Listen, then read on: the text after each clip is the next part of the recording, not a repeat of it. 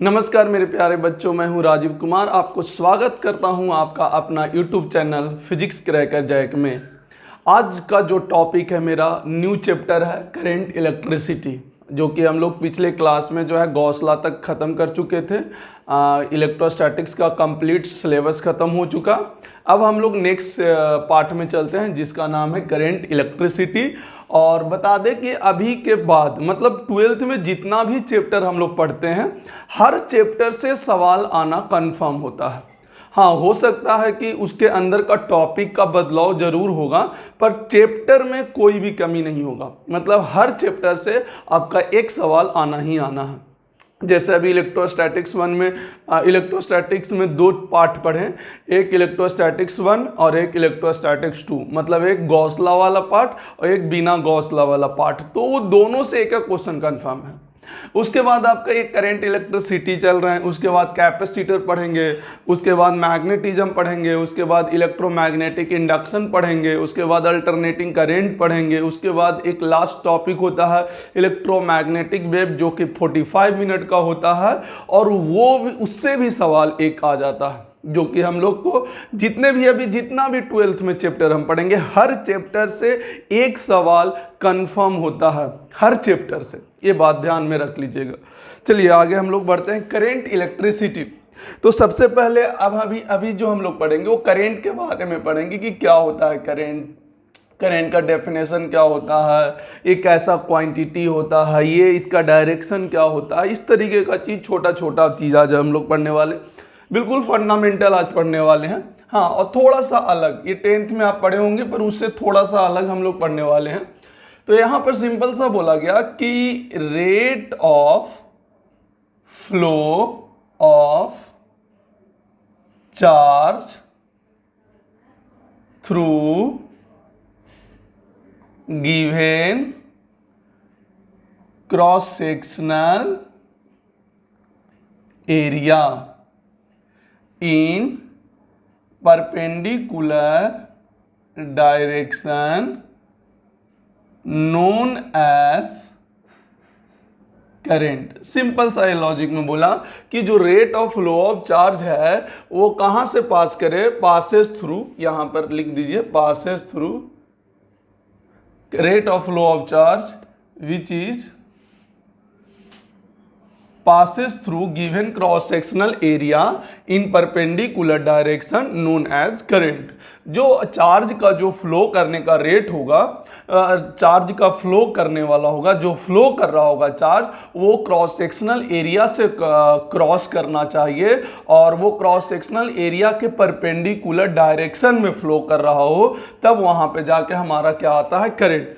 जो 10th class में हम लोग सीखे थे वो सिंपल सा सीखे थे।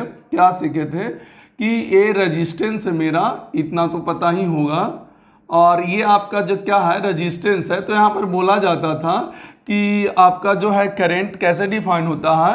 तो देखा जाता था कि 1 कूलम चार्ज जितना, यहाँ पर 1 सेकेंड में जितना चार्ज फ्लो होता है, यहाँ पर ऐसा देखा जाता था कि 1 सेकेंड में यहाँ से जितना भी चार्ज फ्लो होता है उसी को हम क्या कहते हैं, करंट कहते हैं। याद कीजिए कुछ इस तरीका से। हालांकि इसमें भी ये अप्लाई हो सकता है, लेकिन थोड़ा सा डेफिनेशन को मॉडिफाई कर दिया गया है। यहाँ पर क्या किया गया कि यहाँ पर 1 सेकेंड में जितना भी चार्ज फ्लो होता था, ऐसे लिखा जाता था, charge flow per unit time known as current, electric current बोल सकते हैं या करंट इलेक्ट्रिसिटी बोल सकते हैं। तो charge flow per unit time known as current. हालांकि डेफिनेशन ये भी सही है और ये भी सही है, थोड़ा सा इसी को मॉडिफाई कर दिया गया है, क्योंकि ये कंडक्टर में पढ़ते हैं और कंडक्टर को हम रिप्लेस कुछ इस प्रकार से करते हैं, क्योंकि कंडक्टर के अंदर जो रेजिस्टेंस होता है वो कुछ इस प्रकार से रिप्लेस कर दिया जाता है। तो इसमें क्या होता है कि मान लेते हैं कि यहाँ पर ऐसा माना गया कि लेट t सेकेंड में, यहाँ से ऐसे मान लीजिए कि कितना सेकेंड में, t सेकेंड में कितना चार्ज फ्लो हो गया, q चार्ज फ्लो हो गया, पर हमको कितना के लिए चाहिए, 1 के लिए, तो q/t।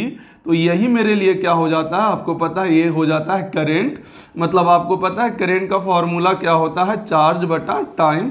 चार्ज क्या है, ये चार्ज क्या है तो कितना t सेकेंड में जितना फ्लो हुआ होगा वो और बटा जितना टाइम लगा होगा वो, दोनों को डिवाइड कर दीजिए, आपका करंट आ जाता है। तो यहाँ पर सिंपल सा दिखा गया, देखिए ये रियल में जो करंट आया है वो इस पॉइंट से 1 सेकेंड में जितना चार्ज फ्लो हुआ होगा उसका आया है। देखिए t सेकेंड में कितना हुआ था, क्यों हम निकालें कितना में, 1 सेकेंड में, तो 1 सेकेंड में जितना भी चार्ज फ्लो होगा यहाँ से उसी को हम क्या कहते हैं, करंट कहते हैं। तो ऐसे 10th में हम सीखते थे और अच्छा से समझते थे भी, सारा सवाल भी बनता था, पर थोड़ा सा डेफिनेशन को इस बार मॉडिफाई किया गया। एक चीज और अभी जो बताने जा रहे हैं वो आपको अभी तो समझ में आ जाएगा, रटने टाइप का आ जाएगा, बट धीरे धीरे आगे चलेंगे तो वो भी क्लियर हो जाएगा। जैसे बोला गया कि आप मान लीजिए एक कंडक्टर ले लीजिए, थोड़ा देर के लिए थोड़ा सा अटपटा लगेगा ये, क्योंकि अभी इस टाइप का चीज आप नहीं पढ़े हैं, नया चीज आने जा रहा है, तो डरना नहीं है, बिल्कुल बारीकी से इसको यहाँ पर के लिए रट लेना है, बाकी इस चीज को हम लोग आगे और भी अच्छे से समझेंगे। तो अगर आपको पता ही, अगर एक कंडक्टर है, ठीक है, ये क्या है, कंडक्टर है, तो इसमें बहुत सारा फ्री इलेक्ट्रॉन्स होंगे, है ना, ई प्लस वाला होगा, ई माइनस वाला होगा, ठीक है। अब इसमें क्या करें, बैटरी जोड़ दें, एक्सटर्नल एजेंट जोड़ दें, बैटरी। अभी थोड़ा थोड़ा पता होगा क्योंकि 10th में आप पढ़े होंगे। अभी अगर नहीं भी पता चल रहा है सर ये कैसे सर्किट क्या है सर, ये कोई बात नहीं, अभी सिर्फ समझे, एक कंडक्टर है, एक एक्सटर्नल फील्ड हम लोग अप्लाई कर दिए, एक बैटरी लगा दिए, तो ये प्लस वाला है तो इधर प्लस है, और ये चेंज इन पोटेंशियल डिफरेंस भी होना चाहिए, तो इधर कितना हो जाएगा, 0 हो जाएगा, क्योंकि देखिए यहाँ पर भी है, ये पॉजिटिव पार्ट है, ये नेगेटिव पार्ट है, ये बैटरी है, आपको पता होगा ये क्या है, बैटरी, या फिर इसी को क्या कहते हैं, सेल कहते हैं। कई कम्बिनेशन ऑफ सेल को बैटरी कहा जाता है, तो कभी कभी बैटरी भी कह देते हैं, कोई बात नहीं यहाँ पर के, ठीक है। तो यहाँ पर आप देखिए, सब समझिए यहाँ पर इस बात को कि ये बड़ा है, ये छोटा है, तो ये पॉजिटिव प्लेट हो गया, ये नेगेटिव प्लेट हो गया, और इसका डिफरेंस जो हुआ, इसका पोटेंशियल जो भी होगा, इसका पोटेंशियल जो भी होगा, इसका डिफरेंस भी आना चाहिए। तो देखिए अगर इसको भी रखिएगा, इसको 0 रखिएगा, तो क्या डिफरेंस भी आ रहा है कि नहीं, और ये वायर है तो यहाँ पर कहीं भी चेंज नहीं होगा, यहाँ भी हो जाएगा, यहाँ भी 0 हो जाएगा। हालांकि ये आपको अभी समझना थोड़ा सा मुश्किल है, पर कोई दिक्कत नहीं, बस अभी रट लीजिए कि ऐसा होता है। तो याद कीजिए, इलेक्ट्रिक फील्ड हमेशा किधर से किधर फ्लो करता है, हाई पोटेंशियल से लो पोटेंशियल की तरफ। तो देखिए आपका इलेक्ट्रिक फील्ड फ्लो इधर होने लगा, हाई पोटेंशियल से किधर, लो पोटेंशियल। तो ध्यान से देखिए, जितने भी हमारे ई प्लस वाले होंगे, जितने भी ई प्लस होंगे, क्या उस पर फोर्स आगे की ओर लगेगा, आप देख सकते हैं, मतलब वो इलेक्ट्रिक फील्ड के डायरेक्शन में जाएंगे, ठीक है। और जितने भी ई माइनस होंगे, क्या उसका फोर्स जो होगा क्या उल्टा डायरेक्शन में लगेगा, बिकॉज ये जो है नेगेटिव चार्ज है, यहाँ पर जो है नेगेटिव चार्ज है, तो नेगेटिव चार्ज पे फोर्स जो लगता है वो इलेक्ट्रिक फील्ड के डायरेक्शन के अपोजिट लगता है, और जो ई प्लस पे जो फोर्स लगता है वो इलेक्ट्रिक फील्ड के डायरेक्शन के अलोंग लगता है। तो यहाँ पर जो हम लोग जिसके अनुसार पढ़ते हैं, देखिए यहाँ पर 2 चार्ज फ्लो हो रहा है, एक ई प्लस भी हो रहा है, एक ई माइनस भी हो रहा है। तो सर करंट क्या दोनों के कारण आएगा? बिल्कुल, रियलिटी देखा जाए तो आता है दोनों के कारण। जब भी हम गैसेस में बात करेंगे या इलेक्ट्रोलाइट में बात करेंगे, तो हम दोनों के लिए अलग अलग करंट निकालते हैं, और उसके बाद नेट करंट हम वहां पे बोलते हैं। लेकिन यहां पर जो हम लोग जब भी बात करेंगे करंट इलेक्ट्रिसिटी चैप्टर में, फिजिक्स वाला चैप्टर में, तो इसमें सिर्फ ई माइनस के लिए स्टडी होता है। मतलब कंडक्टर में जो करंट आता है, कंडक्टर में जो करंट आता है वो हमेशा हमेशा किसके कारण आता है, ई माइनस के कारण आता है। ये आपको बाद में भी पता चलेगा, फिलहाल के लिए अभी हम सिर्फ दिखा रहे हैं कि कुछ ऐसा होता है। कहानी अभी और आगे आएगा, और भी समझ में बताएंगे, इसको और भी आगे क्लियर करेंगे। पहले छोटा छोटा पॉइंट इसमें लिख लेते हैं, तो ताकि उसमें अच्छे से समझ में आ सके। चलिए, इसका जो पॉइंट है यहाँ पर ऐसे लिख सकते हैं आप कि इन दिस चैप्टर इस चैप्टर में अगर बात किया जाए तो current obtained due to only flow of electron means e minus, है ना, फ्लो ऑफ इलेक्ट्रॉन। तो यहाँ पर जो करंट हम लोग ऑब्टेन करते हैं या करंट जो हम लोग लिखते हैं वो सिर्फ इलेक्ट्रॉन के वजह से लिखते हैं, ई प्लस के वजह से नहीं। बट यहाँ पर अगर मानते हैं क्या, देखिए ई माइनस के कारण आता है, पर हम किसके अनुसार पढ़ते हैं, ई प्लस के अनुसार। जैसे कभी भी आपको एग्जाम में पूछा जाए कि जो कंडक्टर में करंट किसके कारण आता है, तो ई माइनस के कारण, लेकिन हम यहाँ पर ई प्लस के कारण पढ़ेंगे। क्यों ऐसा करेंगे, क्योंकि देखिए ई प्लस का जो डायरेक्शन होता है वही डायरेक्शन किसका है, इलेक्ट्रिक फील्ड का। तो थोड़ा सा चीजें ना ऐसे आसान लगने लगता है, लेकिन यहां पर रटना क्या है, अच्छा ऐसा नहीं कि ई प्लस कर रहे हैं तो ई माइनस के कारण भी आप लिख लीजिएगा, नहीं, एक ही के कारण लिखिएगा। पर अगर सवाल आ जाए कि करंट फ्लो कंडक्टर में ई प्लस के कारण आ रहा है या फिर ई माइनस के कारण आ रहा है, तो आप ई माइनस बोलिएगा, मतलब इलेक्ट्रॉन के वजह से आता है, ई प्लस के वजह से नहीं आता है। हाँ, आप केमिस्ट्री में पढ़िएगा गैसियस स्टेट के लिए, गैसेस में जब फ्लो होता है, या इलेक्ट्रोलाइट जैसा चीज़ के लिए पढ़िएगा, तो वहाँ पर आपको दोनों लेना होगा, ई प्लस के लिए भी लेना होगा और ई माइनस के लिए भी लेना होगा। क्लियर है? चलिए, तो यहाँ पर फ्लो ऑफ इलेक्ट्रॉन, बट यहाँ पर ऐसे लिख सकते हैं कि बट, या फिर ऐसे रहने दीजिए कि इलेक्ट्रॉन के कारण होता है, बाकी तो हम आगे बताएंगे कि क्या होता है, ई प्लस के कारण क्यों लेते हैं। यहाँ पर असलियत में ये होता है कि ई प्लस के कारण लिया जाता है। अगर ध्यान से देखिए तो यहाँ पर ऑब्जर्व किया गया बाय एक्सपेरिमेंट कि जो करेंट का डायरेक्शन है वो इलेक्ट्रिक फील्ड के अलोंग ही होता है। जो करंट का अंदर में, ये बाहर डायरेक्शन नहीं होता है करंट का डायरेक्शन अंदर ही है, तो अंदर दिखा नहीं सकते इसलिए बाहर दिखाए हैं। तो ऐसा देखिए क्या यहां पर लिख सकते हैं, ऑब्जर्वेशन बाय एक्सपेरिमेंट करके देखा गया ऑब्जर्वेशन, और उसके बाद लिखा गया क्या कि direction of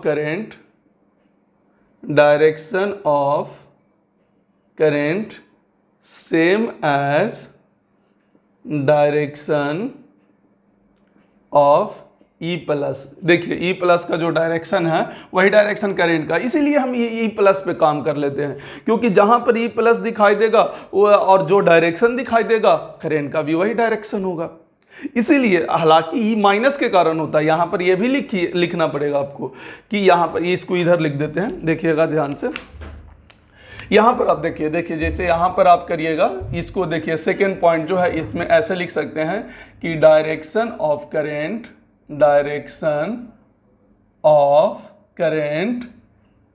in opposite to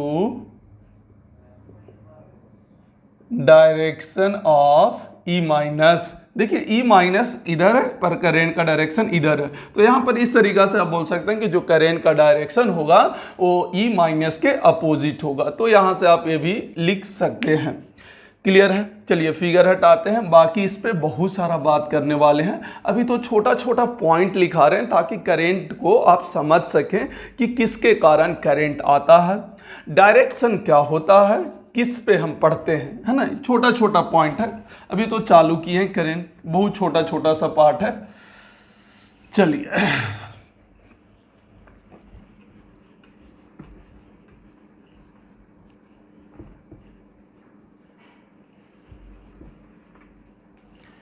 तो ये था करंट। चलिए करंट सबसे पहले एक ऐसा क्वांटिटी होता है, करंट जो होता है आप दिखा देते हैं, आपको दिखाते हैं। Current is a tensor quantity. Tensor कैसा होता है? टेंसर क्वांटिटीज, या फिर इसको आप बोल सकते हैं स्केलर क्वांटिटीज। सर ये अलग एक ही जैसा चीज है कि अलग अलग है? ये दोनों अलग अलग है, और स्केलर इसलिए बता रहे हैं, क्यों हो रहा है ध्यान से समझिए। रियलिटी में ये टेंसर होता है, कभी कभी ऑप्शन में अगर टेंसर नहीं रहा तो स्केलर मारेंगे, लेकिन अगर आपके पास स्केलर भी है और टेंसर भी है तो आपको टेंसर ही मारना पड़ेगा। टेंसर कब आता है? टेंसर तब आता है जब आपके पास डायरेक्शन भी हो, मैग्नीट्यूड भी हो, पर ट्रायंगल लॉ ऑफ एडिशन को फॉलो नहीं कर रहा हो। देखिए डायरेक्शन भी है, मैग्नीट्यूड भी है, पर ट्रायंगल ऑफ मतलब law of addition, triangle law of addition को फॉलो नहीं कर रहा हो तो उस केस में हम टेंसर उसको नाम देते हैं। स्केलर क्या होता है, सिर्फ उसके पास सिर्फ क्या हो, मैग्नीट्यूड हो, डायरेक्शन हो ही नहीं। जैसे यहाँ पर देखिए डायरेक्शन है, जैसे अगर मान लीजिए इस तरीका से है, मान लीजिए इधर से कितना आया 3 एम्पियर, इधर से कितना आया 2 एम्पियर, तो यहाँ से कितना जाएगा 5 एम्पियर। क्या सिंपली जोड़ दिए कि नहीं जोड़ दिए? देखिए यहाँ पर ये करेक्ट है, ऐसा नहीं कि यहाँ पर सर वेक्टर एडिशन लगेगा। सर वेक्टर का मतलब आई नेट ऐसे हो जाएगा रूट अंडर I1 का स्क्वायर I2 का square 2I1 I2 cos theta, इस टाइप का चीज़ नहीं होने वाला है, ये गलत है, इस टाइप का चीज़ नहीं होगा। तो इस बात को थोड़ा सा ध्यान में रखना पड़ता है, याद रखिएगा, ये इस टाइप का नहीं होगा, ये गलत है। ये 3 एम्पियर है, ये 2 एम्पियर है, तो सिंपली यहाँ पे जुड़ जाता है जो आई नेट होता है। अगर आप इसको I1 देते हैं और इसको क्या देते हैं I2, तो जो आई नेट होगा वो क्या हो जाएगा I1 प्लस क्या हो जाएगा I2 हो जाएगा। लेकिन यहाँ डायरेक्शन है, डायरेक्शन इंपॉर्टेंस रखता है, यहाँ पर आप देख सकते हैं। तो डायरेक्शन भी है, मैग्नीट्यूड भी है, पर ट्रायंगल ऑफ एडिशन को फॉलो नहीं कर रहा हो तो ऐसे क्वांटिटी को हम क्या कहते हैं, टेंसर क्वांटिटी कहते हैं। क्लियर हो गया? चलिए और भी धीरे धीरे सारा पॉइंट क्लियर करते जाते हैं। छोटा छोटा पॉइंट है भाई, करंट से रिलेट करके छोटा छोटा सवाल करेंगे अभी, है ना। धीरे धीरे एकदम बिल्कुल चलेंगे, धीरे धीरे सीखेंगे चीज़ों को, क्योंकि ये फील देता है करंट इलेक्ट्रिसिटी, क्योंकि दिखाई नहीं देता है तो इसको इमेजिनेशन करना पड़ता है, इमेजिन कर कर ही सॉल्व करना पड़ेगा इसको। क्लियर है? चलिए जैसे मान लिया जाए, हम आपको बताते एक छोटा छोटा सवाल कर लेते हैं इस पे। बहुत काइनेमेटिक्स आप पढ़े होंगे तो बस वही काइनेमेटिक्स इसका है, मतलब करंट में काइनेमेटिक्स कैसे अप्लाई किया जाता है उसको हम बता रहे हैं। जैसे यहाँ पर आपको करंट का मैथमेटिकल फॉर्म करना हो, ऐसे लिख लीजिए मैथमेटिकल फॉर्म, मैथमेटिकल अगर फॉर्म लिखना हो, मैथमेटिकल फॉर्म लिखना हो, है ना, किसका, करंट इलेक्ट्रिसिटी का। कहने का मतलब एक फॉर्मूला जिससे हम करंट इलेक्ट्रिसिटी को हम फाइंड आउट कर सकें। एक फॉर्मूला निकालना हो तो कैसे निकालेंगे? एक बात बताइए, जैसे ये कोई चार्ज है और ये टी पर डिपेंड कर रहा है, टी क्या है, टाइम है, और क्यू क्या है, चार्ज है। ठीक है, यहाँ पे एक पॉइंट की तरफ पूरा कहानी रखते हैं। तो आप सोच के देखिए, जैसे जैसे अगर हम टाइम का वैल्यू क्या लें, 0 लें, तो चार्ज का भी वैल्यू क्या होगा, 0 होगा। अगर आप टाइम का वैल्यू 1 लें तो देखिए चार्ज का वैल्यू क्या होगा, 1 होगा। अगर टाइम का वैल्यू 2 लें तो देखिए चार्ज का वैल्यू कितना होगा, 4 होगा। मतलब आपको समझ में आ रहा है यहाँ पे क्या हो रहा है, टाइम अगर बदल रहे हैं तो चार्ज का भी वैल्यू बदल रहा है। मतलब जैसे जैसे टाइम बदलेगा वैसे वैसे चार्ज बदलेगा। और आपको कुछ जाना पहचाना सा लग रहा होगा कि हाँ सर ये तो काइनेमेटिक्स में इस टाइप का बहुत सारा चीज़ पढ़े थे, कि अभी एक्सेलरेशन टाइम के साथ डिपेंड करता है, वेलोसिटी टाइम के साथ डिपेंड करता है, एक्सेलरेशन एक्स के साथ डिपेंड करता है, वेलोसिटी एक्स के साथ डिपेंड करता है, ऐसे बहुत सारा चीज़ हम लोग पढ़े होंगे। तो वहाँ से क्या निकल के आया था, देखिए यहाँ से जब भी ऐसा हो तो इसके पास रेट होता है, रेट, और 2 रेट होता है, एक एवरेज रेट, एक इंस्टेंटेनियस रेट। तो आप देख सकते हैं यहाँ से डेल्टा क्यू बटा डेल्टा टी। देखिए क्या ये वाला डिपेंडेंट वेरिएबल हो गया और क्या ये वाला इंडिपेंडेंट वेरिएबल हो गया। अगर आपको काइनेमेटिक्स पढ़ा हुआ हो तो आपको ये समझ में आ रहा होगा कि टी पर डिपेंड कर रहा है क्यू, तो क्यू कैसा हो गया, डिपेंडेंट वेरिएबल, और टी कैसा हो गया, इंडिपेंडेंट। तो हमेशा इंडिपेंडेंट नीचे होता है और डिपेंडेंट ऊपर होता है। एवरेज के लिए क्या ये होता है, डेल लगाते हैं, है ना, डेल वाई बटा डेल एक्स। याद कीजिए y as a function of अगर x रहता था तो क्या हम डेल y बटा डेल x करते थे एवरेज रेट निकालने के लिए। उसी तरीका से यहाँ पर q as a function of time t है तो एवरेज रेट क्या हो जाएगा, delta q by delta t। और इसको देख के क्या ऐसा लग रहा है, महसूस हो रहा है क्या, अभी थोड़ा देर पहले पढ़े थे जो बोले थे कि 10 क्लास में पढ़ा करते थे, क्या q बटा t मेरे पास क्या करंट आया था कि नहीं आया था। जब चार्ज बटा टाइम लिखे तो क्या आता है, करंट। पर यहाँ पर करंट है कि एवरेज करंट हो जाएगा, एवरेज, क्योंकि एवरेज के लिए बात किया जा रहा है। तो यहाँ पर आपका क्या हो जाएगा, एवरेज करंट हो जाएगा, जिसको आप आई एवरेज इस तरीका से आप डिनोट कर सकते हैं। दूसरा क्या होता है, क्या इंस्टेंटेनियस होता है, मतलब डिफरेंशिएशन, किसको डिफरेंशिएशन करना रहता है? तो जो डिपेंडेंट वेरिएबल होता है, किसके रिस्पेक्ट में? जो इंडिपेंडेंट वेरिएबल होता है। तो dq/dt, यहाँ पर q का डिफरेंशिएट कर दो टाइम के रिस्पेक्ट में, तो यहाँ पर ये जो आएगा इंस्टेंटेनियस आएगा। कैसा आएगा? इंस्टेंटेनियस करेंट आएगा, और ये है I इंस्टेंटेनियस, ऐसे डिनोट किया जाता है। तो यहाँ से दो फॉर्मूला निकला करंट का, एक तो क्या निकला? एवरेज करंट निकला, और दूसरा क्या निकला? इंस्टेंटेनियस करंट निकला। एकदम सिंपल सा लगेगा, एकदम ऐसा लगेगा जैसे कि काइनेमेटिक्स में आप पढ़ चुके हैं। देख लीजिए, ये पूरा काइनेमेटिक्स ऐसे है, वेलोसिटी वाला जैसा चीज़ में याद कीजिए, एवरेज निकालना, इंस्टेंटेनियस निकालना, ये सब चीज़ पढ़ा हुआ है। बस इसमें थोड़ा सा क्या आ गया? करंट आ गया। चलिए, तो इस पे हम क्वेश्चन कर लेते हैं एक एक करके।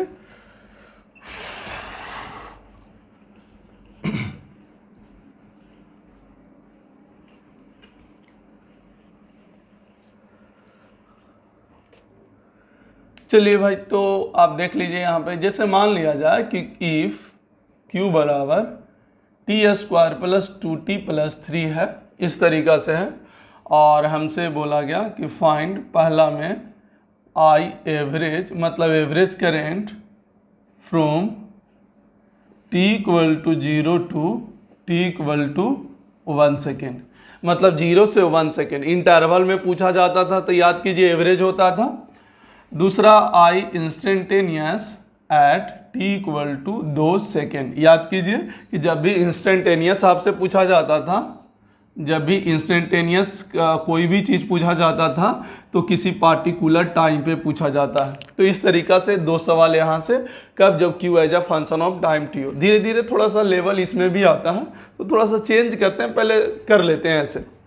तो अगर q दिया हो as a function of time t और उससे आपको करेंट पूछ रहा हो, तो अभी तुरंत बताए थे कि I एवरेज का फॉर्मूला क्या होता है? ΔQ/ΔT। डेल्टा Q का मतलब Q का वैल्यू फाइनल टाइम पे, Q × 1 मत समझ लीजिएगा, Q का वैल्यू 1 सेकेंड में है, माइनस Q का वैल्यू 0 सेकेंड में है, और बटा 1 - 0, क्योंकि टाइम को चेंज होने में कितना लगा? 1 - 0। तो Q का वैल्यू अगर आप 1 सेकेंड में देखिएगा, तो T के जगह आप 1 पुट कर दीजिए, तो ये 2 1 3, और 3 कितना हो गया? 6। तो ये 6, और 0 में कितना आएगा? 3, तो बटा, तो ये आ गया 3। अच्छा, करेंट का यूनिट क्या होता है? एम्पियर होता है, क्योंकि ये फंडामेंटल है, आपको पता है फंडामेंटल का जो यूनिट होता है वो इसका एम्पियर ही दिखाया गया है। इंस्टेंटेनियस के लिए क्या करना होगा? तो इसके लिए और भी सिंपल है, इसको आप क्या कर दीजिए? डिफ्रेंशिएट कर दीजिए। डिफ्रेंशिएट कैसे होगा? t² का डिफ्रेंशिएशन क्या हो जाएगा? 2t, 2t का डिफ्रेंशिएशन क्या होगा? 2, और कांस्टेंट का क्या हो जाएगा? 0। तो 2 सेकेंड में बोला है, तो t के जगह 2 पुट कर दीजिए, तो 2 दूनी 4 और 2 6, तो ये कितना आ जाएगा? 6 एम्पियर आ जाएगा। तो इस तरीका से सॉल्व कर सकते हैं। और जिसका काइनेमेटिक्स पढ़ा हुआ है ना, वो क्या फ़र्क पड़ता है यार, थोड़ा सा चार्ज दे दिया, वहाँ पर dv/dt एक्सेलरेशन होता था, dx/dt वेलोसिटी होता था, यहाँ पर dq/dt करेंट हो गया, बस फ़र्क तो यही है। चलिए भाई, तो आगे का क्वेश्चन करते हैं नेक्स्ट, और कैसे वैरायटी चेंज हो सकता है इसमें, है ना। मेनली अभी करंट इलेक्ट्रिसिटी स्टार्ट ही नहीं किया, अभी तो नॉर्मल चीज़ बता रहे हैं, करंट के बारे में बता रहे हैं, बेसिक फंडामेंटल बता रहे हैं। मेन हम लोग को पढ़ना है current flow through the conductor, conductor के थ्रू जो करंट फ्लो होगा उसका पूरा स्टोरी, पूरा कहानी पढ़ना है हम लोग को। अभी तो ऐसे ही करंट से ही खेल रहे हैं कि करंट क्या है, कैसे निकलता है, नॉर्मल क्वेश्चन किस तरीका से होता है। जैसे यहाँ पर बोला कि अगर आपको करेंटे दे दिया जाए t², I का वैल्यू t दे दिया, और यहाँ पर से पूछा then find charge flow, then find charge flow in 2 second, मतलब 2 सेकेंड में कितना चार्ज फ्लो हो जाएगा, जबकि I as a function of time t दे रखा हो।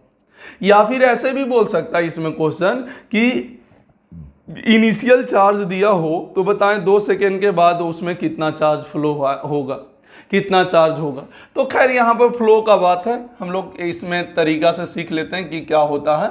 देखिए अभी चार्ज दिया था, आपसे करंट पूछा था, अभी क्या है करंट दिया हुआ है, आपसे चार्ज पूछ रहा है। तो देख लीजिए तरीका क्या होता है, फिर से काइनेमेटिक्स ही अप्लाई है। तो I बराबर क्या है t² है। अब देखिए आपको चार्ज निकालना है, तो आप ऐसे सोचिए कि करंट से हम कहाँ जाएं कि चार्ज तक पहुंच सके। तो ऑब्वियस है यहाँ पर dq/dt में चले जाइए t²। सर तो आपको पता कैसे सर dq/dt, यहाँ पर Δq/Δt क्यों नहीं लिखे? तो आपको यहाँ से पता चलेगा। आप यहाँ पर देखिए तो ये इंस्टेंटेनियस करंट है, ये कैसे पता चला? देखिए कोई भी इंस्टेंट पर आपको करंट बता देगा, जैसे कि 0 टाइम पे बता देगा, 1 सेकेंड में आपको बता देगा, 2 सेकेंड में बता देगा, 4 सेकेंड में बता देगा। आप किसी भी इंस्टेंट पर आप इससे पूछिएगा आपको करंट बता देगा। इसका मतलब ये इंस्टेंटेनियस करंट है, इसलिए इंस्टेंटेनियस वाला यूज किए हैं। यहाँ पर देखिए dq, t को एक तरफ कर लीजिए क्योंकि q निकालना है इसलिए एक तरफ। कितना सेकेंड तक है? 2 सेकेंड में ये टोटल चार्ज फ्लो हो जाएगा ΔQ, Q1 से Q2 ऐसे अपना मन से मान सकते हैं, हालांकि ना भी करिएगा तो कोई दिक्कत नहीं है।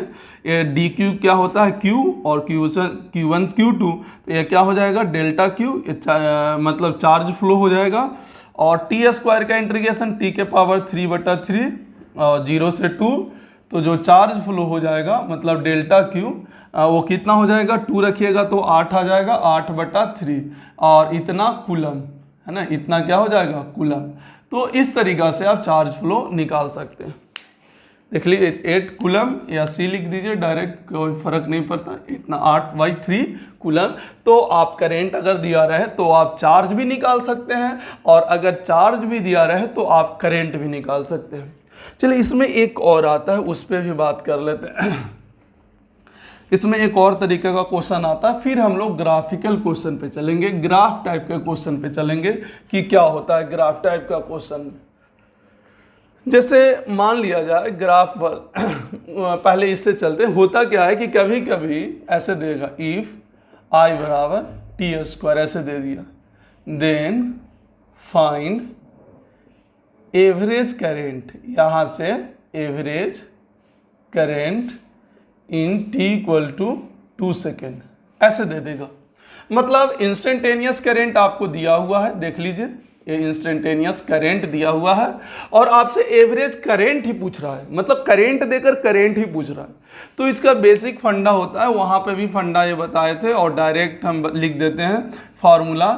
इसका निकालने का तरीका सिंपली होता है I dt और बटा इंटीग्रेशन dt, t1 से t2 और t1 से t2, बस खत्म।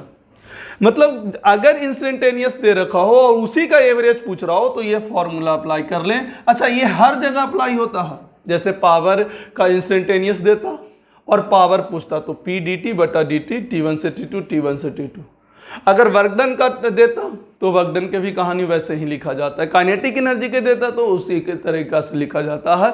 जिसका इंस्टेंटेनियस है अगर उसी का एवरेज पूछ रहा है तो बस यहाँ पर खाली टर्मिनोलॉजी चेंज होता है। अगर करेंट है तो करेंट है, काइनेटिक है तो काइनेटिक है, पावर है तो पावर है। जैसे देखिए यहाँ पर अगर I का वैल्यू क्या है t², तो आप देख सकते हैं t² dt 2 सेकेंड में, मतलब 0 से 2, और नीचे भी dt कहाँ से 0 से 2।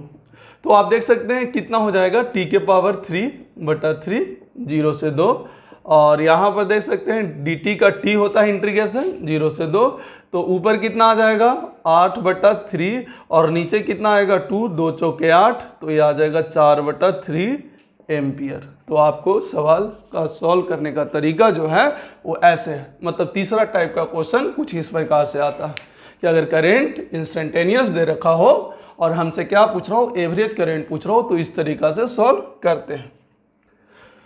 चलिए अब आते हैं इसका ग्राफिकल फॉर्म में, मतलब काइनेमेटिक्स में जो ग्राफिकल फॉर्म होता है। बेसिक कॉन्सेप्ट अभी बता रहे हैं करेंट का, मतलब ये करेंट का पर्सनल क्वेश्चन है अपने आप में, इसको किसी के साथ यूज नहीं किया जा रहा है ना, करेंट से रिलेट करके। जैसे यहाँ पर हम क्या पढ़ें, ध्यान से देखिएगा, I बराबर क्या होता है dq/dt। तो आपको ये जाना पहचाना सा लगेगा ये वाला टर्म। देखिए ये क्या है, एक तो ये डिफरेंशिएशन है, प्लस में क्या ऐसा लिख सकते हैं slope of QT curve gives, यहां पर देखिएगा slope of QT curve gives current, हमको क्या दे देगा, करंट। ये स्लोप है कौन सा कर्व का, क्यूटी कर्व का। जैसे याद कीजिए dv/dt, तो dv/dt क्या होता था, एक्सेलरेशन, या फिर ऐसे लिखते थे ना कि vt ग्राफ का स्लोप क्या देता है, एक्सेलरेशन। उसी तरीका से dq/dt है, तो dq/dt क्या हो जाएगा, करंट हो जाएगा, और स्लोप जो होगा क्यूटी कर्व का हमको क्या देगा, करंट। जैसे मान लीजिए कि ये t है और ये मान लीजिए q है, ये वाला हमारा क्यूटी कर्व है, ध्यान से देखिएगा, ये हमारा 37 डिग्री है।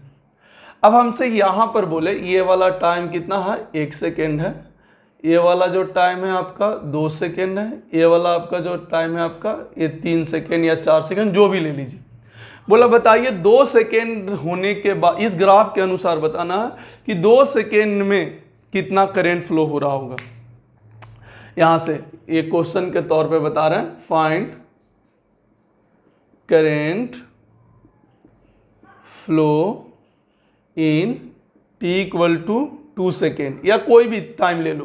तो सबसे पहले हम जानते हैं कि अगर क्यूटी कर्व दे रखा हो तो उसका स्लोप निकाल लें, जहां पर बोल रहा है उसका स्लोप निकाल लीजिएगा, आपका करंट मिल जाएगा। अच्छा एक बात ध्यान रखिए, एक स्ट्रेट लाइन है तो आप कहीं पे भी स्लोप निकालिएगा तो याद कीजिए स्ट्रेट लाइन का स्लोप कभी भी चेंज नहीं होता है। तो आप यहाँ से, अच्छा स्लोप का मतलब याद रखिएगा tan थीटा भी होता है ना, याद रखिएगा, जहाँ थीटा किससे है, तो angle made by line with positive x axis, है ना। तो आप देखिए ये लाइन जो है पॉजिटिव एक्स एक्सिस से 30 डिग्री बना रहा, तो करंट जो होगा यहाँ पे स्लोप होगा, स्लोप होता है tan थीटा, tan 37, तो यहाँ पर सिंपली कितना आ जाएगा, 3/4, आंसर आ गया। अच्छा 1 सेकेंड के लिए भी पूछता तो भी आंसर वही होता, 2 सेकेंड के लिए पूछता वो आंसर वही होता, 3 सेकेंड के लिए पूछता तो भी आंसर यही होता, क्योंकि ये एक लाइन है, लाइन का स्लोप हर जगह क्या होता है, सेम होता है। लेकिन अगर यहीं पर अगर आपका कर्वेचर दे दिया जाता, जैसे यहाँ पर आपको ऐसे दे दिया जाता कर्वेचर इस प्रकार से,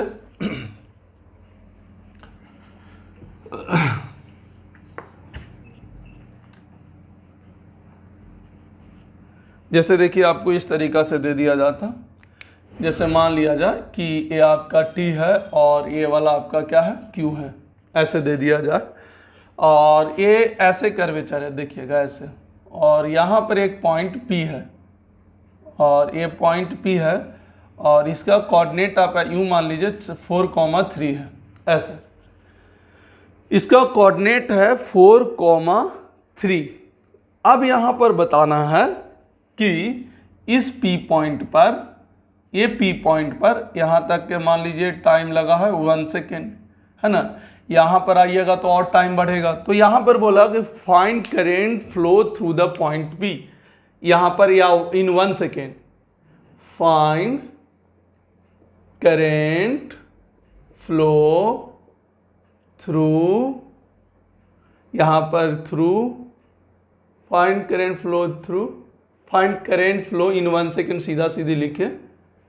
तो आप देख सकते हैं यहाँ पर करंट 1 सेकेंड में कहाँ पर पहुंचा P, हर जगह यहाँ पे स्लोप अब अलग अलग है। तो ये कर्वेचर में स्लोप कैसे ड्रॉ करते हैं, टेंजेंट बना के, तो टेंजेंट बना लीजिए, आप इसको क्या बना लीजिए, टेंजेंट बना लीजिए, ठीक है ना।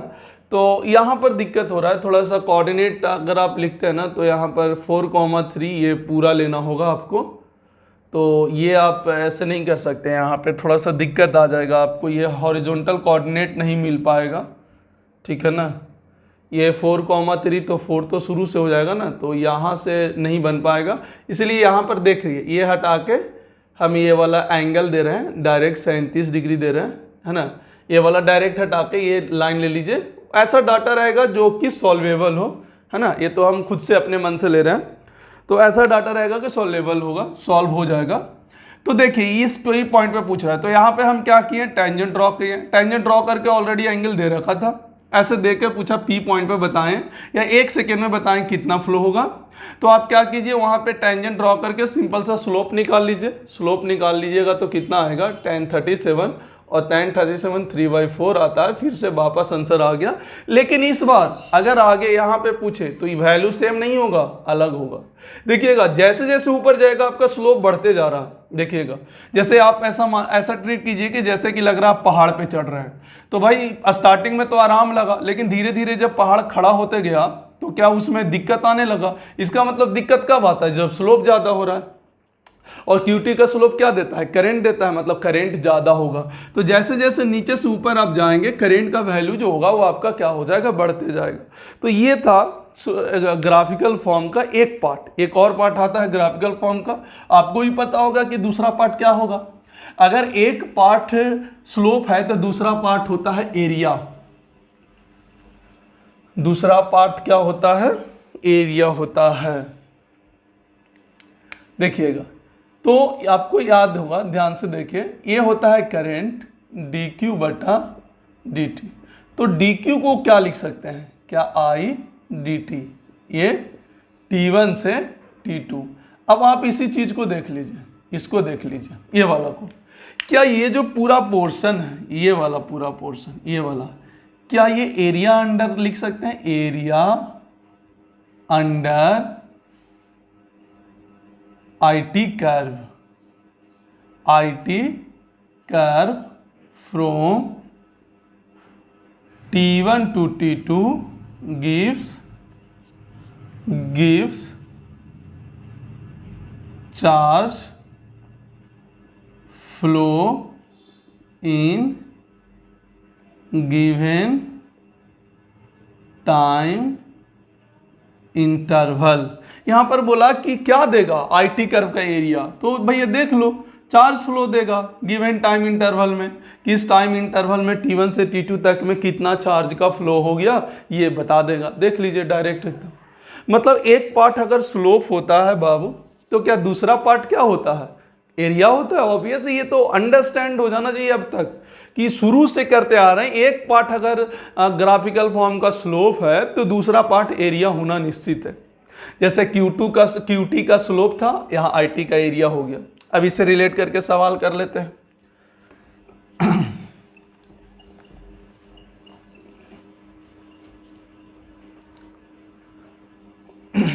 देखिए जैसे मान लिया जाए कि यहां पर क्या होगा,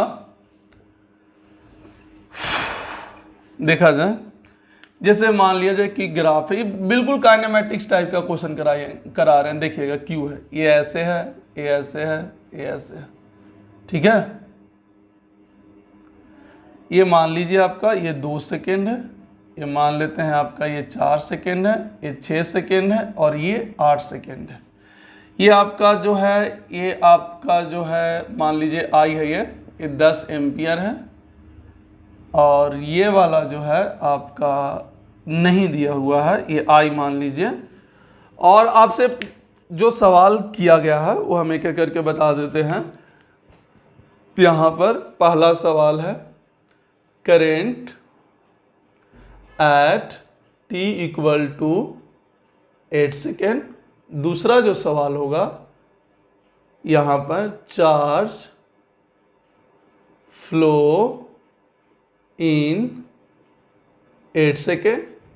charge flow in 8 second, 8 second में कितना चार्ज फ्लो हो गया। तीसरा क्या है, एवरेज करेंट। यहाँ पर तीसरा क्या हो गया आपका, एवरेज करेंट हो गया। तो चलिए पहला स्टार्ट करते हैं। यहाँ से पहला है ना, पहला क्या है, current at t equal to 8 second. तो t इक्वल टू 8 सेकेंड में हम कितना मान लिए हैं, I। तो देखिए जितना एंगल ये है क्या उतना ही एंगल ये है। तो आप यहाँ से अगर tan थीटा सॉल्व करते हैं तो tan थीटा क्या होता है, परपेंडिकुलर बटा बेस होता है। तो परपेंडिकुलर 10 है और बेस कितना है, 2 है। यहाँ भी देखिए परपेंडिकुलर कितना ले लीजिए, I है, और बेस कितना है, 2 है। तो मेरे ख्याल से I का वैल्यू कितना आ गया, 10 एम्पियर। बस इसमें क्या हो जाएगा, नीचे है तो -10 लिख सकते हो। हालांकि करंट नेगेटिव होने का सेंस क्या है, उल्टा डायरेक्शन, बाकी कुछ नहीं है। नेगेटिव ना भी लिखोगे तो चलेगा, पर ये नीचे है थोड़ा, I ऊपर पॉजिटिव है तो नीचे है नेगेटिव। ऐसा डायरेक्शन वाइज हम लोग लेकर चलते हैं और कुछ नहीं है। दूसरा आप देख सकते हैं यहाँ से आप चार्ज फ्लो इन 8 सेकेंड। तो चार्ज फ्लो इन 8 सेकेंड में कितना हुआ, तो टोटल एरिया निकाल लेते हैं। अभी तो बोले कि IT ग्राफ का एरिया निकाल लोगे, चार्ज फ्लो निकल जाएगा। तो जो चार्ज फ्लो हो जाएगा वो मान लीजिए A1 एरिया, A2 है और ये A3 है और ये A4 है। ये जुटेगा कि घटेगा, सोच के जल्दी से बताइए। ये जो है ये जुटेगा क्योंकि स्केलर क्वांटिटी है। याद कीजिए डिस्टेंस जब हम निकालते थे VT ग्राफ के एरिया से, तो डिस्टेंस में हम जोड़ते थे, घटाते नहीं थे, पर डिस्प्लेसमेंट में घटाते थे, because it is a vector quantity displacement. But distance क्या होता था, स्केलर क्वांटिटी होता था, तो उसमें सिर्फ जोड़ा जाता था।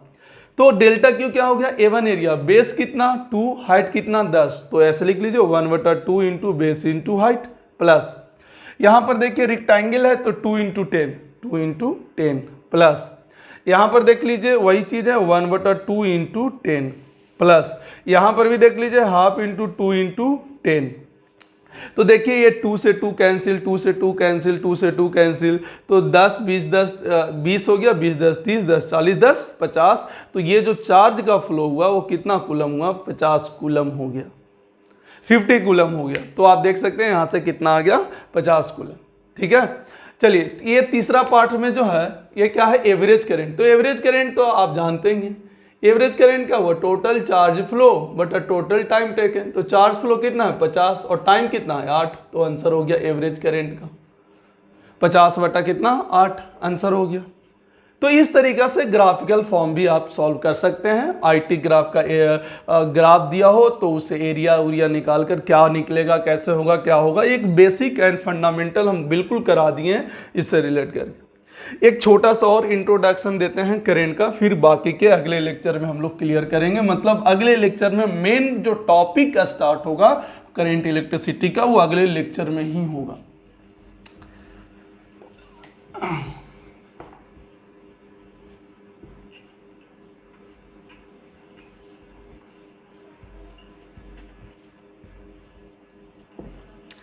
चलिए देख लीजिए आगे।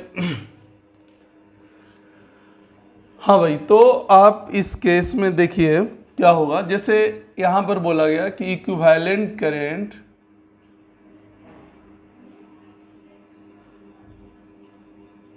In circular loop.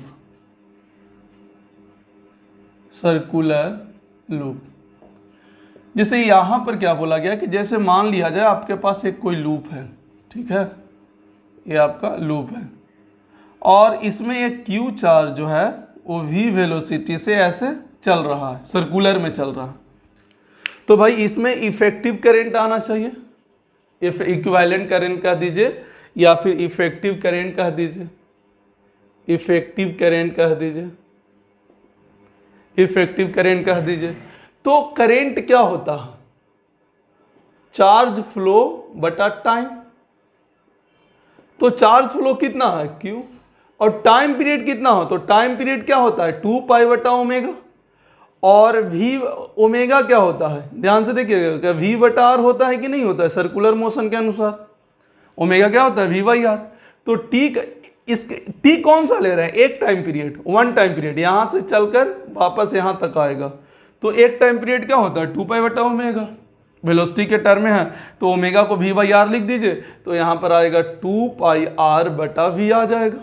देखिए ऐसा नहीं कि पूरा सेट टाइम, एक टाइम पीरियड यहाँ से, तो उसी से इफेक्टिव करंट आ जाएगा, चार्ज कितना फ्लो कर रहा है और इफेक्टिव टाइम, मतलब यहाँ से यहाँ तक आने में टाइम कितना लगा, तो टाइम पीरियड के बराबर लगेगा।